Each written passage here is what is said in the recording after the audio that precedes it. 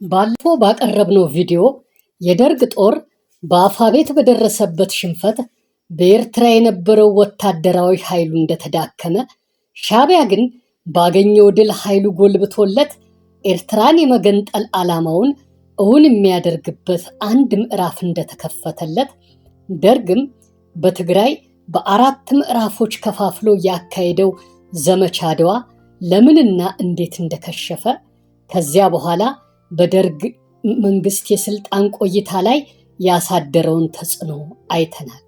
ዛሬ ደግሞ የዘመቻ አክሱም 1 እና 2ን እንዲሁም ህወሓት ሽሬ እንዳስላሴን በማጥቃቱ የተከፈተውን የሽሬ እንዳስላሴን ወሳኝ ጦርነት እናያለን።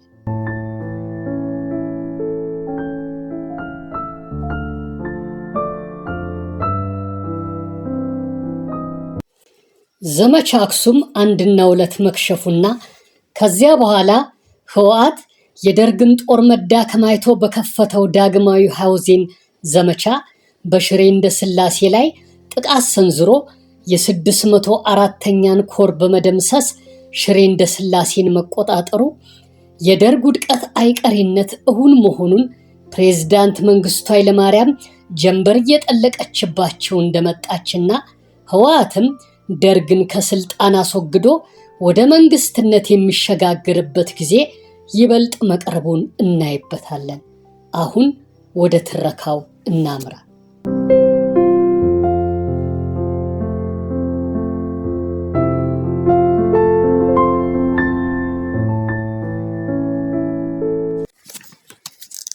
ዘመቻ አክሱም 1 የደርግ ጦር በዘመቻ አድዋ ከደረሰበት ሽንፈት ሳያገግምና እንደገና በሚገባ ሳይደራጅ በጦሩ የበላይ አመራር አካላት አክሱምን እንዲያስለቅቅ ታዘዘ። የጦሩ መሰረታዊ ችግሮች ሳይቃለሉ ጦሩም እንደገና ተሰባስቦ ሳይደራጅ ዘመቻ አክሱም 1 እና 2 በሚባሉ ሌላ ዘመቻዎች ግዳጅ እንዲንቀሳቀስ ታዘዘ። ዘመቻ አክሱም 1 በታህሳስ 1981 ዓ.ም ተጀመረ። ደርግ ለዚህ ዘመቻ ከ3 እስከ 4 የሚደርሱ ብርጌዶችን ከ10,000 እስከ 15,000 የሚደርሱ ሰራዊቶችን አሰልፎ ነበር። በተጨማሪም 2 ብርጌድ ክፍለ ጦሮች ከኤርትራ ተቀንሰው ትግራይ ገብተዋል። ዘመቻው ሲጀመርም ጦሩ 3 የ16ኛ ክፍለ ጦር ብርጌዶችንና 9ኛ ብርጌዶችን በማሰለፉ ለማጥቃት ታቀደ። ህወሓትም በዘመቻው የሚከፈትበትን ውጊያ ለመከላከል ከ5,000 እስከ 8,000 የሚደርስ ተዋጊ ኃይሉን አሰልፏል። የሻዕቢያ ተዋጊዎችም በአፋቤት ውጊያ ከማረኳቸው ታንክ፣ ከባድ መሳሪያና መካናይዝድ ትጥቅ ጋር ህወሓትን ለመርዳት ከጎኑ ተሰልፈው ተዋግተዋል። በዚህ ዘመቻ ላይ የተሳተፉት የደርግ ክፍለ ጦሮች ከፊታቸው ያለውን የህወሓት ኃይል ጠራርገው ወደ ህወሓት ወረዳ ሲገቡ የህወሓት ቡድንም መልሶ ማጥቃት ሰነዘረባቸው። ለእርዳታ ከኤርትራ የመጣው 2ኛ ብርጌድ ጦርም መንገድ ላይ ከሻዕቢያ ውጊያ ገጥሞት ለእርዳታ ሳይደርስ ቀረ። ሻዕቢያና ህወሓት ይህን አጋጣሚ ተጠቅመው ተጨማሪ የሰው ኃይል አሰባስበው በማጥቃት ጦሩን ቆረጡት። ተዋጊ ብርጌዶችም ወደ ኋላ ፈግፍገው ሰለክላካ ላይ ሰፈሩ። 103ኛ ኮማንዶ ጦርም ለእርዳታ መጥቶ የነበረ ቢሆንም ምንም የፈየደው ነገር አልነበረም። ህወሓት በዘመቻ አክሱም 1 እና 2 5 ክፍለ ጦሮችንና ሌሎች ረጂ ጦሮችን ለውጊያ አሰልፏል። የሻዕቢያ ተዋጊዎችም ህወሓትን ለመርዳት በአፋቤት ጦርነት ከማረኳቸው ከባባድ መሳሪያዎችና ታንኮች ጋር ተሰልፈው ተዋግተዋል። እንደ ዘመቻ አድዋ ሁሉ ዘመቻ አክሱምም ሳይሳካ ከሸፈ። ለዘመቻው መክሸፍ በቂ የሆኑ ምክንያቶች ነበሩ። ለሰራዊቱ ስንቅ፣ ትጥቅ፣ ቀለብና ሎጂስቲክ ተሟልቶ አለመቅረቡና ውጊያ ላይ የነበሩት ክፍለ ጦሮችና ብርጌዶች የሰው ኃይላቸው በውጊያ ሲመናመን ረጂ የሚሆኑ ተተኪ ጦሮች ባለመቅረባቸው ዘመቻው ምንም ውጤት ሳያስገኝ ከድል ይልቅ ሽንፈትን አስከትሎ የሰራዊቱን አቅም አሽመደመደ። በሞራሉ ላይም መጥፎ ተጽዕኖን አሳደረ። ህወሓት ከዚህ ዘመቻ መክሸፍ በኋላ የሞራል ብርታት አግኝቶ በሬዲዮ ጣቢያው ለመጨረሻ ውጊያ መዘጋጀቱን ገልጾ ህዝቡ ከጎኑ እንዲሰለፍ ቀሰቀሰ። በርከት ያሉ ሚሊሻዎችንና አርሶ አደሮችን አደራጅቶ ከመደበኛ ሰራዊቱ ጎን አሰለፋቸው። የደርግ ጦርን የዝግጅት ሁኔታ ለማጥናትም የተወሰኑ ተዋጊዎቹ እጅ የሰጡ መስለው ወደ ጦሩ በመግባት የተሳሳተ መረጃን እየሰጡ ጦሩን በማሳሳት በቂ ዝግጅት እንዳያደርግ አዘናጉት። ህወሓት ሽሬን ሳይሆን ጎንደር የሚገኘውን 6ኛውን ኮር ነው የሚያጠቃው የሚሉ ሐሰተኛ መረጃዎችን በመስጠት የጦር አዛዦች ተታለው የተወሰኑ የጦር ክፍሎችን ወደ ጎንደር በማንቀሳቀስ በሽሬ የነበረው ኃይል ለጠላት እንዲጋለጥና ኃይሉ ሳስቶ መከላከል በማይችልበት ደረጃ ላይ ደርሶ የህወሓት መቻ ኃይልም አጋጣሚውን ተጠቅሞ በመምታት በአጭር ጊዜ ውስጥ የሽሬ እንደ ስላሴ ከተሞችን ተቆጣጥሮ የወታደራዊ ኃይል ሚዛን የበላይነቱ ከደርግ ወደ ህወሓት እንዲዞርና ማንኛውም የሀገሪቱ የወደፊት ዕጣ ፈንታ በህወሓት እጅ እንዲወድቅ አደረጉ።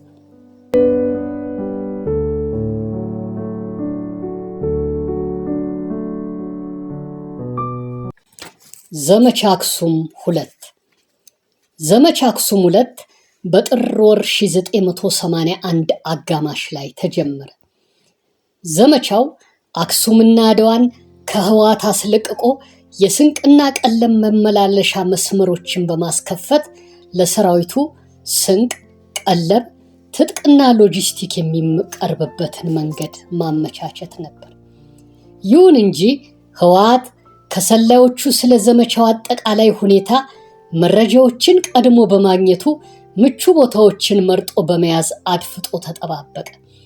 ለዘመቻ በሚገሰግሱት ክፍለ ጦሮችና መከላከያ መስመሮች ላይ ጥቃት ሰንዝሮ ክፍለ ጦሮቹ እርስ በርስ እንዳይረዳዱ አሰናከላቸው። በዘማች ጦሮቹም ላይ የደፈጣ ጥቃት በመሰንዘር ዘመቻውን አሰናከለ። የደርግ ጦር አካላትም በነበረባቸው የሰው ኃይል እጥረትና በህወሓት ኃይሎች ድንገተኛ ከበባ ስር በመውደቃቸው ለመፈታትና ለመበተን በቁ። ዘመቻውም ከሸፈ። ህወሓት ከዚህ ድል በኋላ ለደርግ የስልጣን ዕድሜ መርዘምም ሆነ ማጠር ለህወሓትም የወደፊት ህልውና እጅግ ወሳኝ ለሆነው የሽሬ እንደ ስላሴ ጦርነት ተዘጋጀ። ደርግ ባዘጋጀው ዘመቻ አክሱም 1ና 2 ከደርግ ሰራዊት ውስጥ ከ2000 እስከ 4000 የሚደርሱት ሙት፣ ቁስለኛና ምርኮኛ ሆነዋል። ከህወሓት በኩልም ከ500 እስከ 1000 የሚደርሱ ተዋጊዎች ሙትና ቁስለኛ ሆነዋል።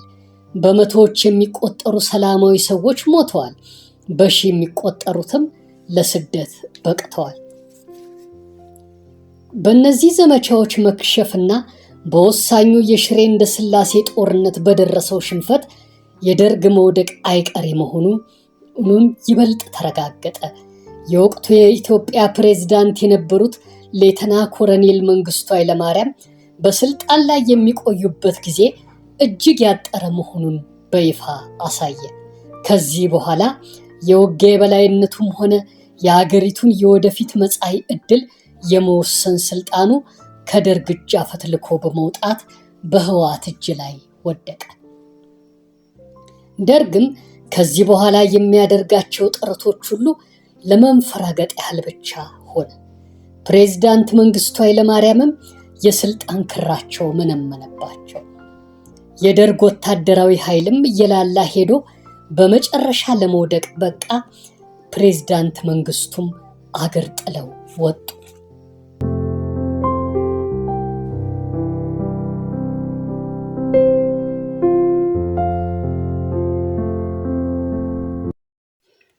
ዳግማዊ ሐውዜን የህወሓት ዘመቻ። ህወሓት ይህን ዘመቻ ዳግማዊ ሐውዜን ብሎ የሰየመው ሐምሌ 15 ቀን 1980 ዓ.ም ሐውዜን ከተማ ላይ የደርግ ጦር አውሮፕላኖች ባደረሱት የአየር ድብደባ ላለቁ ነዋሪዎች መታሰቢያ እንዲሆን በማሰብ ነው።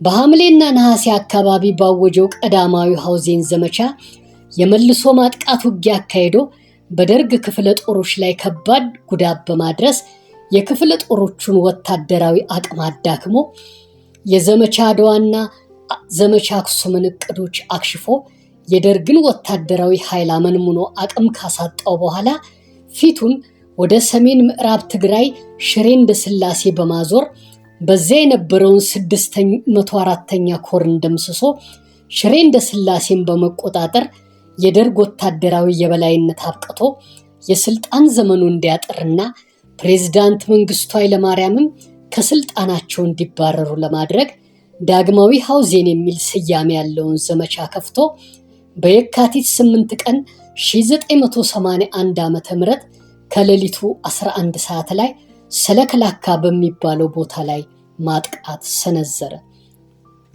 በወቅቱ የ604ኛ ኮር በስሩ ከ3 እስከ 5 የሚደርሱ ክፍለ ጦሮችንና ከ12000 እስከ 15000 የሚደርሱ ተዋጊዎችን አቅፎ በሽሬ እንዳስላሴ ከተሞች ላይ ሰፍሮ ነበር።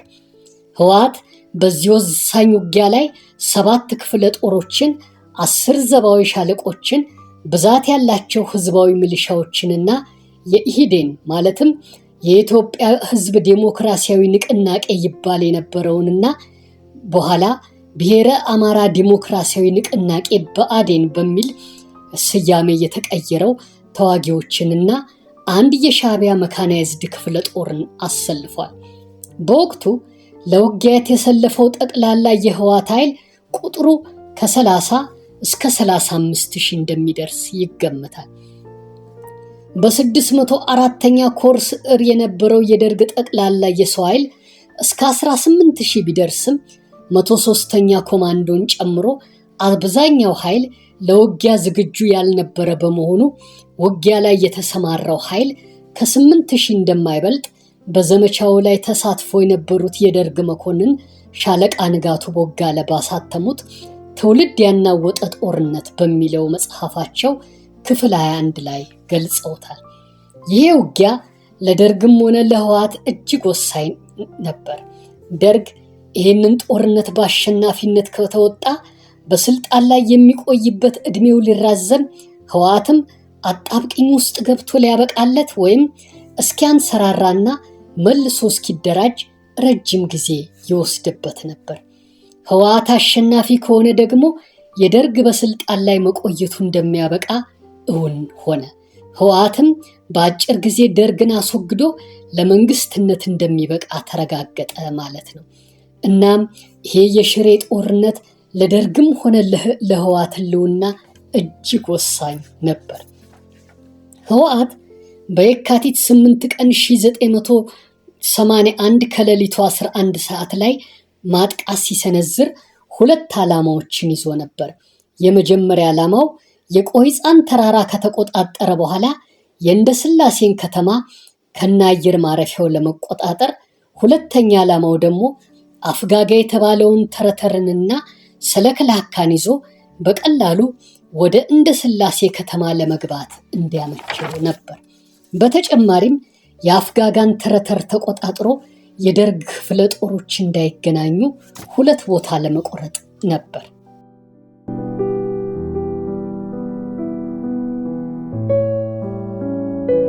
ጥቃቱ በከባድ መሳሪያ የታገዘ ኃይለኛ ጥቃት ነበር። ከሌሊቱ 11 ሰዓት የተጀመረው ውጊያ እስከ ቀኑ 6 ሰዓት ተፋፍሞ ቀጠለ። በቆይጻ ተራራና በአፍጋጋ ተረተር የነበሩ የደርግ ክፍለ ጦሮች አቅማቸው በሚፈቅደው መንገድ እንደስላሴና ሰለክላካ በህወሓት ኃይሎች እንዳያዙ ለመከላከል ጥረት አድርገው ነበር። የ103ኛ ኮማንዶ ክፍለ ጦር 2 ብርጌድ ቆይጻን እንዲያጠናክር ሲደረግ የ16ኛ ክፍለ ጦር 1 ብርጌድ 9ኛ ክፍለ ጦርን እንዲያጠናክር ተደረገ። ነገር ግን በ4ኛና 16ኛ ክፍለ ጦሮች መካከል ክፍተት በመፈጠሩ የህወሓት ኃይሎች በሰሜን አቅጣጫ ወደ አፍጋጋ ተረተር ሊንደረደሩ የሚችሉበትን የቆይጻን ከፊል ተረተሮች ተቆጣጠሩ።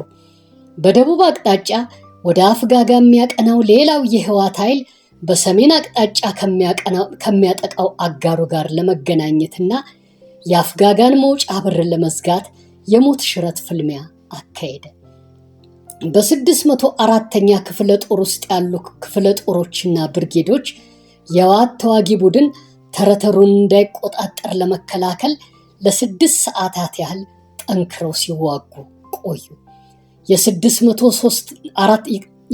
የ604ኛ ኮር ማዘዣ ሰለክላካ እንዳሚሽን ላይ በመሆኑ ህወሓት አፍጋጋን ከተቆጣጠረ በቀላሉ እንዳይመታው በማሰብ መከላከያ ቦታው ወደ ከፍተኛ ስፍራዎችን እንዲዞር ተደረገ። 122 ሚሜ መድፎችና ቢኤም 21 ሮኬቶች ከእንዳሚሽን ተነስተው በአፍጋጋ ምዕራባዊ አቅጣጫ ላይ ተተክለው የተኩስ እርዳታ እንዲሰጡ ተወሰነ።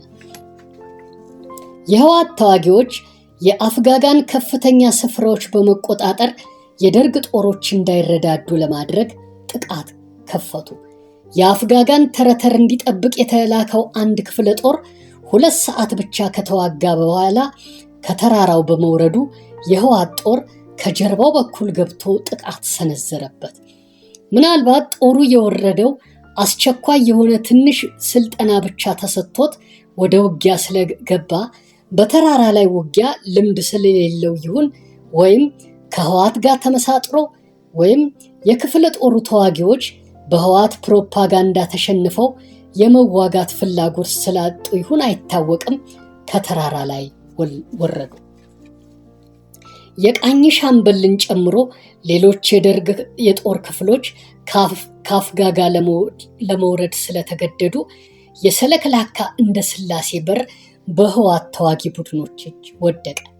በውጊያ ላይ ከነበሩት የደርግ ጦሮች ከፊሉ በመቆረጣቸው ህወሓትም በሰው ኃይል በልጦ በመገኘቱ ምንም ለመከላከል ቢሞከር አልተቻለም። የ604ኛ ኮር የተቆረጠ ኃይሉንና የሸሹትን ጦሮች በማሰባሰብ የተነጠቀውን ስፍራ መልሶ ለመቆጣጠር ቢሞክርም የህወሓት ተዋጊዎች ከጀርባ በኩል ስለመቱት መቆጣጠር ሳይችል ቀረ።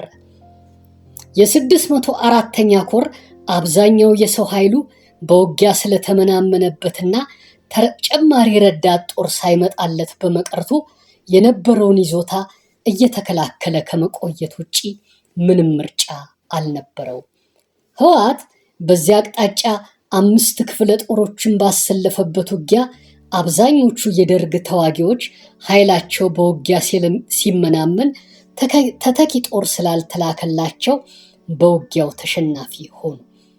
የህወሓት ኃይሎችም የቆይጻ ተራራንና የአፍጋጋን ተረተር ሙሉ ለሙሉ ተቆጣጠሩ።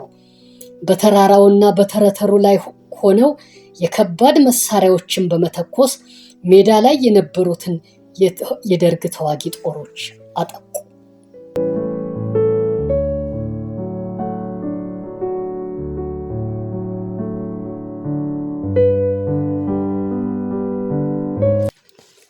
ህወሓት ከእንደ ስላሴ በሰሜን ምዕራብ አቅጣጫ አዲኮከብ በሚባል ስፍራና በአፍጋጋ አንድ ሜካናይዝድ ጦር አሰልፎ ነበር። የደርግ ጦርም ውጊያ በበረታባቸው አካባቢዎች ታንኮችን እና አየር መቃወሚያዎችን አሰልፎ ለ6 ሰዓት ጠንክሮ ተዋጋ። ተዋጊ ሄሊኮፕተሮችና ታንኮች ከተራራ እየወረዱ ወደ ሜዳ የሚወጡትን የህወሓት ኃይሎች ፈጁ። ነገር ግን ህወሓት ከቆይጻ ተራራ በስተደቡብ ያለውን የእንደ ስላሴን አየር ማረፊያ የሚመታበትን ኮረብታ ተቆጣጠረ።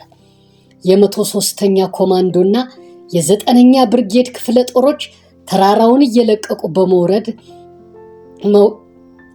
መውረድ ጀመሩ። ኮማንዶ ክፍለ ጦሩ በለቀቀው አቅጣጫ የህወሓት ጦር በውጊያ ወጥሮ ካዳከመው በኋላ የያዘውን ስፍራ ሊያስለቅቀው ቻለ። ከ4ኛ ክፍለ ጦር በስተቀር ሌሎች ክፍለ ጦሮች የያዙትን ስፍራ እየለቀቁ ወደ መሬት ወረዱ።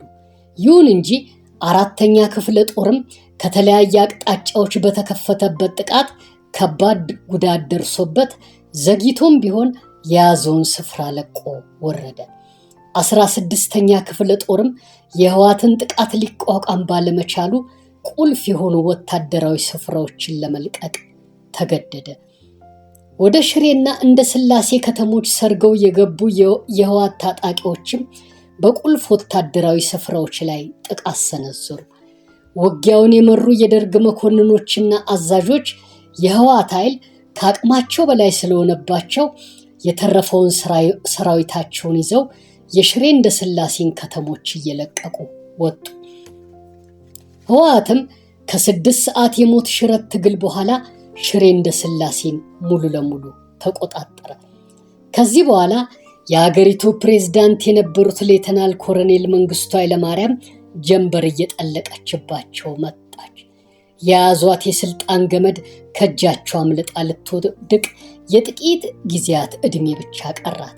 ለደርግ አስተዳደር ሁሉም ነገር ጨለማ እየሆነበት ሄደ። ከዚህ በኋላ የሚያደርገው ጥረት ለመንፈራገጥ ካልሆነ ከውድቀት ሊታደገው አልቻለም። ደርግ መውደቁ አይቀሬ ነው የተባለው አባባልም ሙሉ ለሙሉ ትክክል እየሆነ መጣ። ከፕሬዝዳንት መንግስቱ ኃይለማርያም ጀምሮ ከላይ እስከ ታች ያሉት የጦሩ የበላይ አመራር አካላትና ባለስልጣናት ሁሉም ነገር በእነሱ ቁጥጥር ስር በነበሩባቸው ጊዜያት ህወሓት የትም አይደርስም ብሎ ከመናቅና አቅልሎ ከመመልከት ይልቅ ትኩረት ሰጥተው ሰራዊቱን ቢያጠናክሩ፣ የሰራዊቱን መሰረታዊ ችግሮች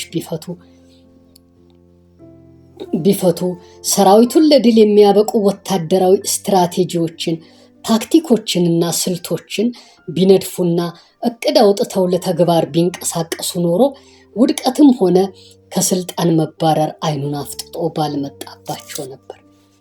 ቀድሞ ነበር እንጂ መጥኖ መደቆስ አሁን ምን ያደርጋል ድስት ጥዶ ማልቀስ እንዲሉ ጦሩን ማጠናከር በሚችሉበት ትክክለኛ ሰዓት ላይ ሳያጠናክሩ ቀርተው ሁሉም ነገር ካለፈና ከተቀየረ በኋላ ቢታትሩ ቢለፉ ሰራዊቱን ለልቂት ከመዳረግ ውጪ አንዳችም ነገር አልፈየዱለትም። ይብሱኑ አይኑን አፍጥጦ የመጣባቸው ውድቀት ቤታቸው ድረስ ሰተት ብሎ ገብቶ ከስልጣናቸው አባረራቸው። ከተቀመጡበት ወንበርም አሽቀንጥሮ ጣላቸው። ይብላኝ ለነሱ። እነሱ በቀየሱት የተሳሳተ አመራርና ስትራቴጂ ለሀገሩ አንድነት ህይወቱን የገበረው ሰራዊት ብሎም አብሮ በተጎዳው ሰላማዊ ህዝብ ላይ የደረሰው ሽንፈት፣ እልቂትና ፍጅት። የሆነ ሆኖ በዚህ ለ6 ሰዓታት ያህል በተካሄደው ውጊያ ከደርግ ሰራዊት በኩል ከ3 እስከ 6 ሺህ የሚቆጠሩት ሲሞቱ፣ በሺ የሚቆጠሩት ቆስለዋል፣ በርካቶችም ተማርከዋል። ህወሓት በውጊያው ከ800 እስከ 1500 ድረስ ያሉት ተዋጊዎቹ ሙትና ቆስለኞች ሆነው ቢሰዉበትም ውጊያውን በድል አጠናቆ ሽሬ እንደ ስላሴን ሊቆጣጠር ችሏል። ከዚህ ድል በኋላ ማንኛውም የውጊያ የበላይነት ማንኛውም ውጊያ በሱ የበላይነት የሚካሄድ ተኩስ አቁምም ሰላማዊ ድርድርም ሆነ ለሀገሪቱ ችግር መፍትሄ የመፈለጉ ነገር ሁሉ በሱ ስልጣንና ውሳኔ ስር ሆነ። የደርግ መንግስት ከዚህ በኋላ ቢንፈራገጥ ለመላላጥ ካልሆነ በስተቀር አንዳች የረባ ነገር ጠብ የማይልለት ሆነ። የሚያደርገው እንቅስቃሴ ሁሉ በድቅድቅ ጨለማ የእውር ድንብር ጉዞ እንደሚያደርግ ሰው ሆነ።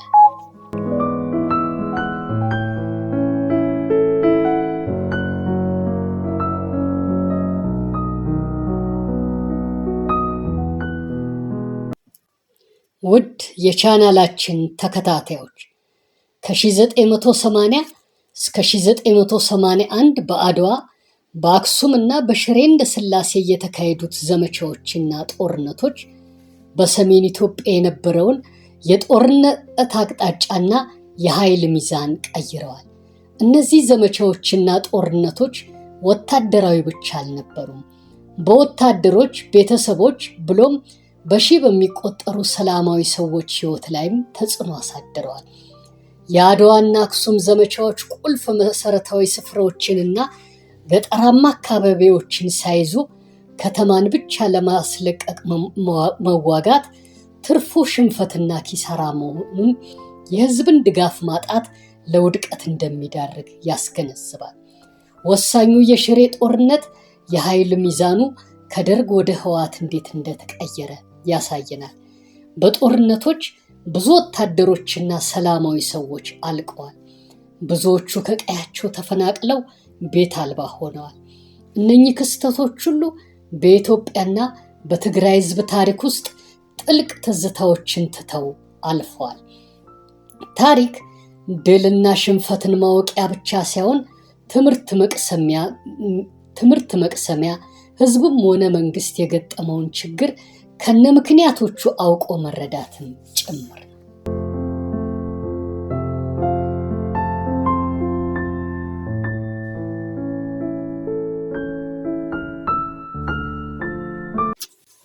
ውድ የቻናላችን ተከታታዮች እስካሁን የቀረቡትን ታሪካዊ ዘገባዎች እንደወደዳችሁት ተስፋ እናደርጋለን።